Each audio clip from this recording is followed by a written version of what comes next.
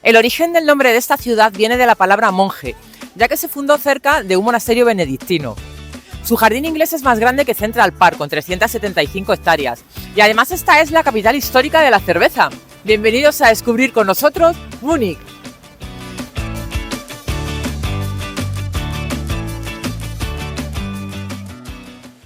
Detrás de nosotros tenemos Karlstor. Esta puerta es una de las 4 puertas de la ciudad y fue erigida entre el año 1285 y 1327. Originariamente se llamaba Neuhauser, que sé que lo digo mal, Tor. Pero en 1791 se cambió el nombre a Karlstor por el elector Karl Theodor. Y David nos va a contar más cositas, que sabe más que yo de esto. Sí, eso.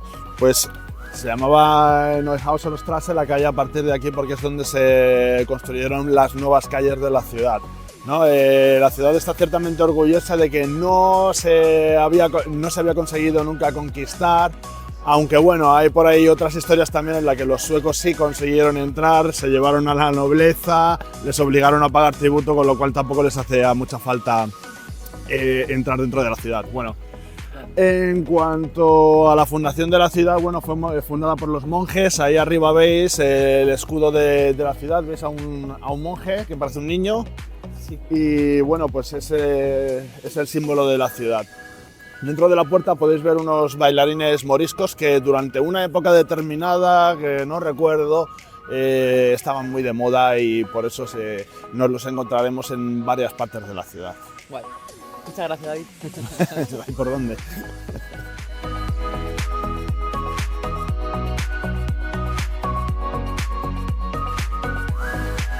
Esta fachada pertenece a la iglesia Burgersaal. Esta iglesia se construyó originariamente como sala de reuniones para la Congregación Mariana de Hombres y posteriormente empezó a actuar como iglesia. Y os va a contar David qué hay dentro de la iglesia. Bueno, pues dentro realmente lo único que está son los restos del padre Rupert Mayer, que fue un párroco que se opuso al nacionalsocialismo y por eso estuvo en cautiverio, murió en cautiverio y ahora sus restos reposan aquí. Mucha gente viene a rezarlo aquí. Muy bien.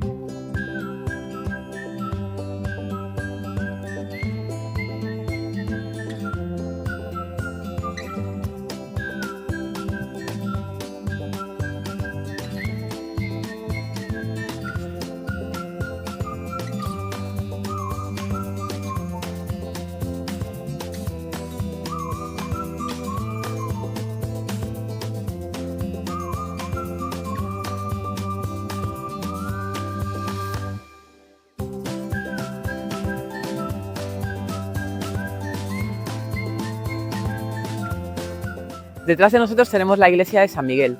Fue mandada a construir en el contexto de la Contrarreforma católica a finales del siglo XVI y es una de las iglesias renacentistas más grandes al norte de los Alpes. Bueno, y dentro podéis encontrar la cripta de la familia Wittelsbacher. Bueno, el rey Ludovico, el loco, era el que pertenecía a esta familia. Eso es. Ahí están sus restos.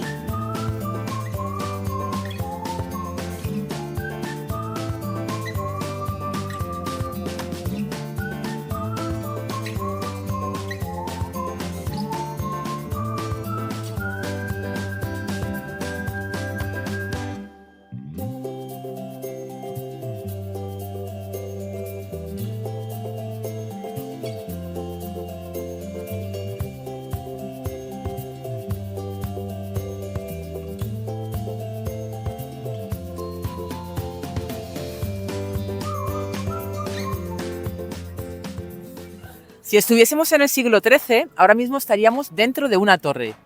David nos va a contar de qué torre. Sí, bueno, es lo que se llamaba la Torre Bonita. Bueno, fue destruido hace muchos años y solamente quedan pues estas marcas en el suelo, que es donde estaba la base de la torre, y en la fachada de ese edificio pues lo que podemos ver es una reproducción de qué aspecto tenía esa torre. Hay una historia que hace muchos años un noble le pidió a un orfebre que le hiciera un collar.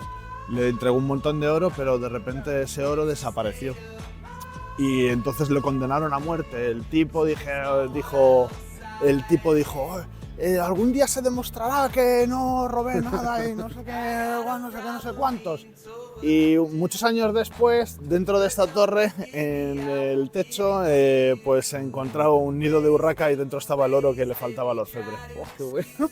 Pobrecillo. Sí.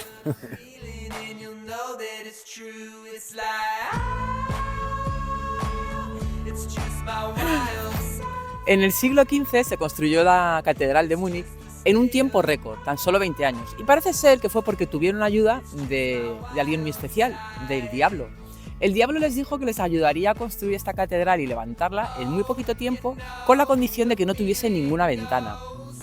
Y parece ser que así se hizo. El arquitecto le invitó a entrar para ver su obra sin ninguna ventana, y el diablo miró y dijo, madre mía, no hay ninguna ventana, es verdad. Pero en cuanto se movió un poco del sitio donde había empezado a ver, ya vio que estaban todas las ventanas. Y se enfadó tanto que dio un pisotón en el suelo, y está justamente en la entrada de la catedral, lo podéis ver, y desde ahí vais a ver que no se ve ninguna ventana. También al salir parece que se enfadó un poco y tambaleó alguna de las dos torres, y por eso una es un poquito más alta que la otra. Bueno, pues no recuerdo exactamente por qué razón no podía volver a entrar adentro de la catedral, pero se quedó dando vueltas por aquí siempre. En la zona en la que estamos siempre hay viento circulando a todas horas, y ese es el demonio que está dando vueltas por aquí. No se va, tío.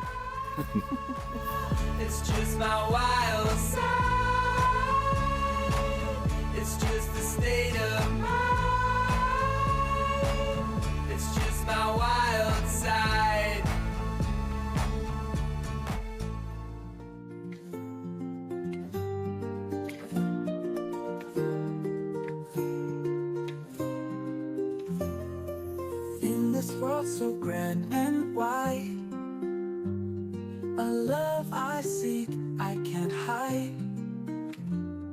You came into my life so bright, a guiding star in darkest night. You are my only one, no other can compare. Your love is like the sun. Esta es la Torre de María. Fue mandada a construir después de la Guerra de los 30 años y representa a María dorada bajo una luna. Y debajo tenemos 4 querubines luchando con diferentes bestias y animales, y lo que representaban era que la Virgen les protegía sobre las amenazas que había en la época, que eran la guerra, la peste, el hambre y las falsas creencias. Bueno, solamente por completar un poco, aquí en Múnich está en Baviera, que es la zona católica, el resto de Alemania es protestante. Por esa razón se han erigido muchos símbolos con la Virgen María, precisamente en oposición al protestantismo. Vamos, oposición, no hablemos de una oposición beligerante, Sí. de acuerdo, pero para significarse, Vale. digámoslo de otra forma.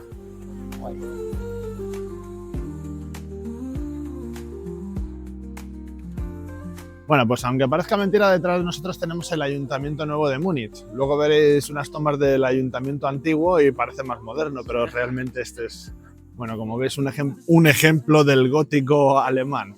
El edificio central, cuya torre tenemos detrás, el original está ahí, está construido en diferentes materiales, pues porque al principio no se necesitaba tanto. Según fue creciendo la ciudad, se fueron añadiendo otros cuerpos que vais a ver aquí que tienen materiales diferentes. El siguiente ya no es de piedra, sino de ladrillo, y según se le fueron añadiendo objetos, naves, pues eso, pues se le fue añadiendo espacio. Exactamente. El arquitecto tuvo un pequeño error que casi no se nota, pero tuvo un error al calcular las ventanas, no las calculó bien y resulta que no están todas a la misma altura. Luego las veréis que según vais yendo hacia la derecha, resulta que los cuerpos nuevos no están las ventanas a la misma altura. Y se le tuvo que ocurrir una idea exterior para que no se notara mucho, que son esa especie de marcos de piedra que tienen alrededor. En la torre está el carrillón, que bueno, tiene diferentes, no sé si llamarlo funciones, pero vamos, entra en movimiento unas 2 o 3 veces al día, es una atracción turística. Conmemorando están, pues creo que me voy a tirar el órdago a grande, el banquete de la boda de los reyes, cuya conmemoración es el Oktoberfest, Y sí. No, hay unas... No, son las del rey Ludovico, unas ceremonias medievales. Se puede ver una justa medieval y también sale otro símbolo de la ciudad que son los, no sé si llamarlos barrileros. Durante la época de la peste murió mucha gente y los barrileros salieron una vez a hacer un baile pues para animar a la gente, para darles un poquito de algo de alegría.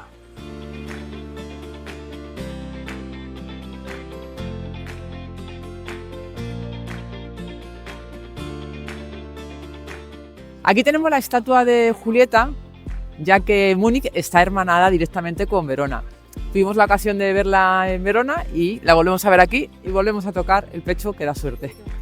Pues toda esta zona que tenemos detrás, en donde está la iglesia del Espíritu Santo, era antiguamente una zona de un monasterio. Ya hemos dicho que Múnich fue fundada por los monjes, ¿de acuerdo? Toda la zona en la que se encuentra el mercado de abastos y otra iglesia que vais a ver después, el Viejo Pedro, pues es el terreno en donde estaba antes el Campo Santo, y también lo que se llamaba el hospital, que digamos que es donde estaban pues antiguamente pues el hospital, el lazareto, ¿de acuerdo? Un lazareto. Bueno, pues ¿qué más os puedo contar? Dentro de esta iglesia lo que tenéis es el primer documento de algo que es muy típico de aquí, de esta zona de Alemania, que es el Bretze, ¿de acuerdo? Que viene de la palabra, viene del latín bratzum, abrazo, por eso tiene esta forma, Sí, qué chulo. ¿de acuerdo? Tenemos el primer documento gráfico en forma de un fresco que hay dentro, que luego lo vas a buscar en la parte de arriba, Vale, a ver si lo encontramos. al lado de un caballo, Vale. ¿de acuerdo? Nos das pistas. Y es porque antiguamente, recuerdo, creo que era una vez a la semana, esta iglesia mandaba a alguien con brecha a repartirlo entre los pobres, hasta que una vez fue asaltado y ya dejaron de hacerlo. Yo creo que luego se retomó la costumbre, pero ahí ya no estoy seguro, ya no lo puedo contar más. ¿De acuerdo? Guay, muchas gracias.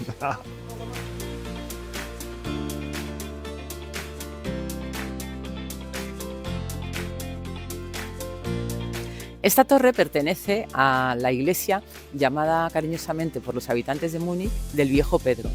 Se consagró en el siglo XII y es una de las iglesias más queridas en la ciudad. Tiene una curiosidad respecto al tipo de gente que admitía, porque las prostitutas no eran admitidas en ninguna iglesia, pero aquí sí. Os cuento un poquito. Entre el siglo XIII y el siglo XVI, la moral urbana era fuertemente controlada por el ayuntamiento.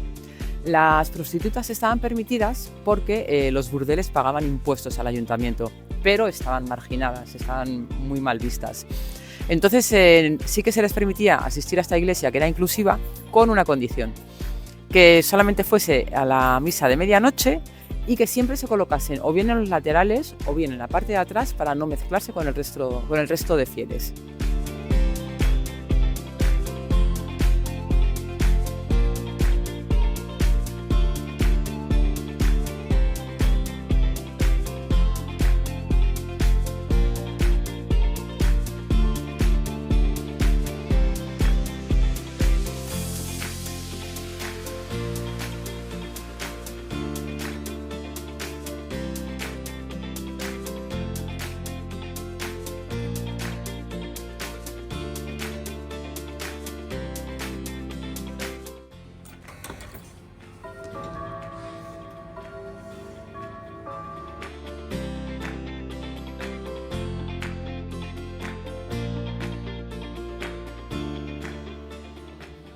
Hemos parado a comer en un sitio que lo llaman el restaurante escondido porque es difícil de encontrar. Lo que veis, estos dos menús nos han costado 17,80 y vamos a ver qué tal está. Seguro que muy rico. Bueno, como os decíamos, es un poco difícil de encontrar. De hecho, aquí está la única pista que nos da este bar-restaurante. La iglesia de la Corte de Todos los Santos se construyó en el siglo XIX y durante casi un siglo se usó como capilla real y ceremonial. Con los bombardeos de la Segunda Guerra Mundial quedó prácticamente destruida y no fue hasta 1986 que empezaron con su reconstrucción. En 2003 reabrió como espacio cultural, de eventos, de conciertos y demás.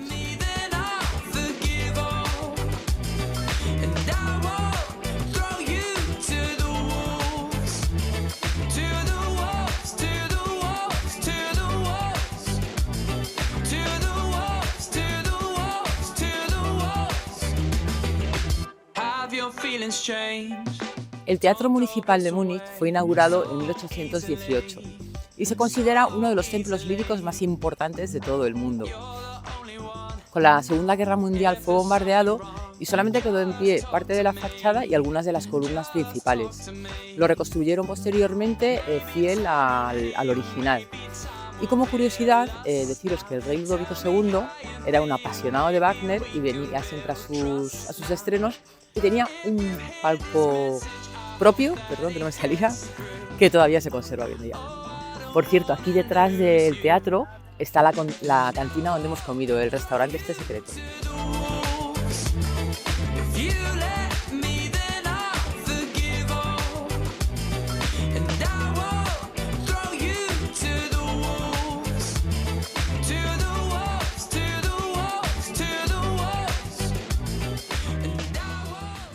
Esta iglesia barroca con elementos rococó es la iglesia de los teatinos de San Cayetano y fue construida gracias a un milagro. Allá por 1659 y tras 10 años de matrimonio, Ferdinand María y su esposa Enriqueta Adelaida de Saboya estaban desesperados por tener un heredero. Ella, que era muy católica, le rezó a Dios y le prometió que si le daba un hijo, construiría una iglesia. Al año siguiente nació su hijo Maximilian II Emanuel y ella cumplió su promesa. Se dice que quiso que la cúpula fuese lo más alta posible, para que sus oraciones llegasen al cielo y a Dios directamente. De ahí esa gran cúpula que tiene de 71 metros.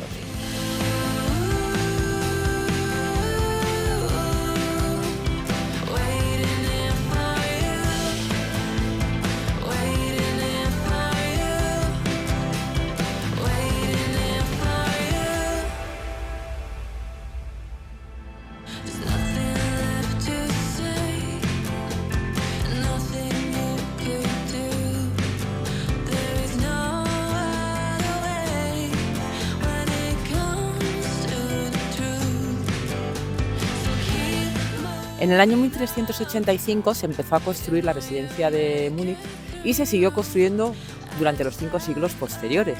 Es el palacio urbano más grande de Alemania y durante 4 siglos fue la sede de duques y reyes. En su interior posee unas 130 salas y 10 patios interiores.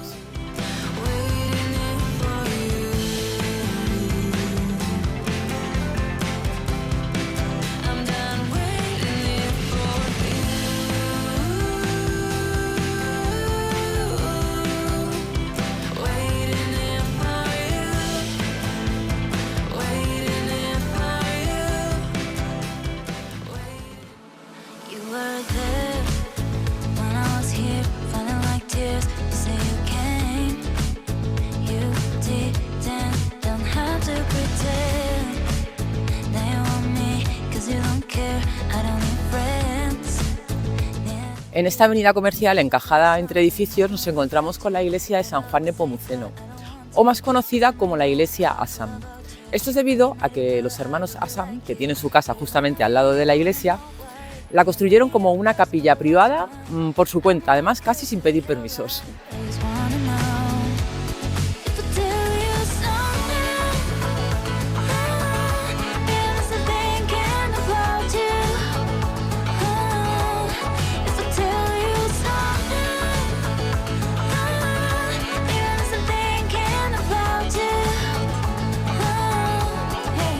Estamos en Viktualienmarkt.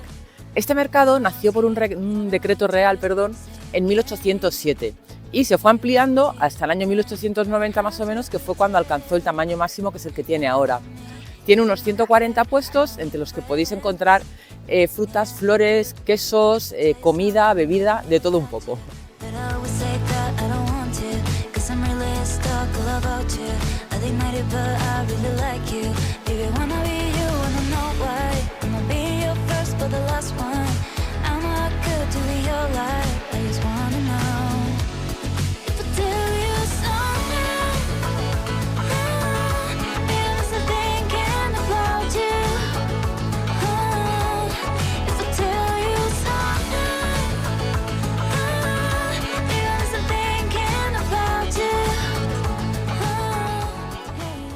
Y Sartor es otra de las puertas de la ciudad, llamada así por el río que tiene junto a ella, que se llama río Isar.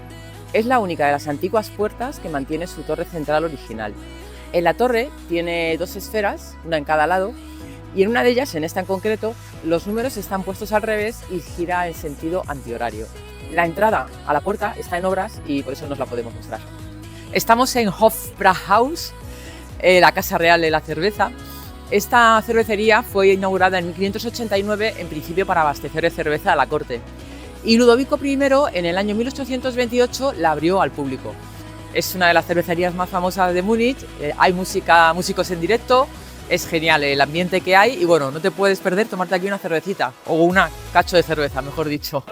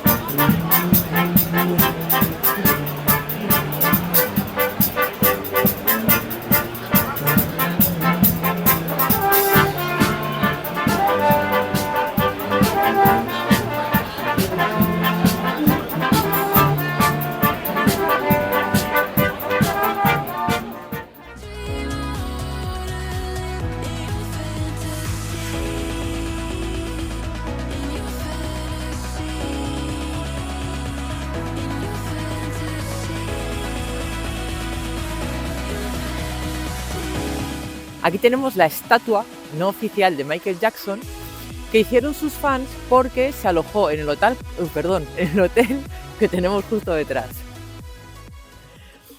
El rey que vivía en este palacio era un apasionado de los animales y tenía gran cantidad de animales y de variedad de animales. Incluso intentó meter una vez un elefante y los arquitectos le dijeron que por favor eso no, porque si no la estructura del edificio no iba a aguantar. Entre esos animales había monos y una noche no, el mono, uno de los monos, solía ir por las ventanas y veía en aquella ventana, una de las ventanas de allá arriba, veía un bebé llorar. Una de las noches que fue a ver al bebé, las amas le habían dejado solas, el mono entró y se llevó al bebé. Y se puso a escalar por el tejado con el bebé. Al final dejaron al mono tranquilo para ver si devolvía al bebé y así lo hizo. Y ese bebé era el rey Ludovico II.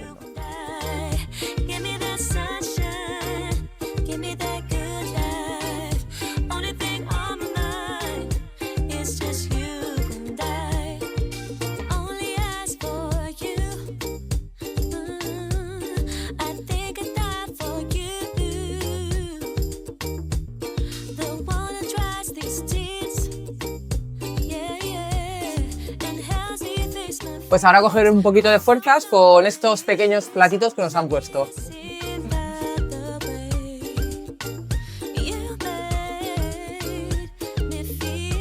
En este hotel sauna que tengo justo detrás de mí, vivió Freddie Mercury desde el año 1979 a 1985. Considerado uno de los museos de ciencia y tecnología más grandes del mundo, el Museo Alemán se fundó en el año 1903. Cuenta con una colección de más de 125.000 objetos de 53 campos científicos diferentes.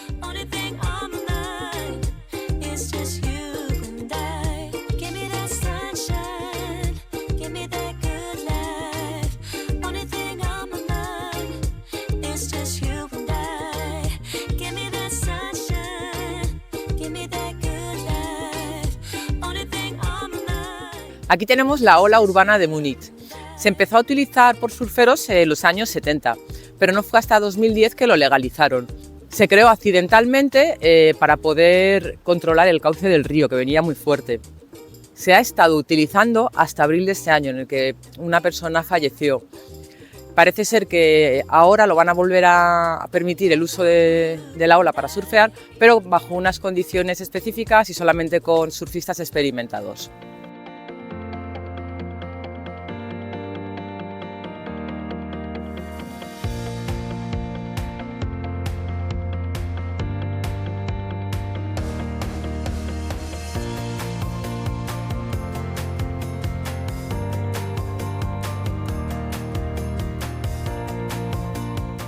Nos encontramos en el corazón del jardín inglés.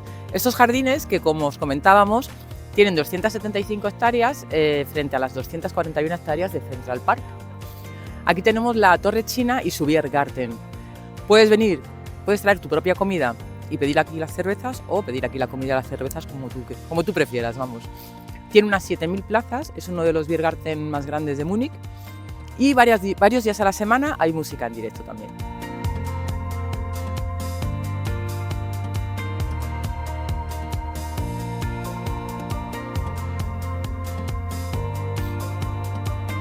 Detrás de mí tenemos Siegestor, o Puerta de la Victoria.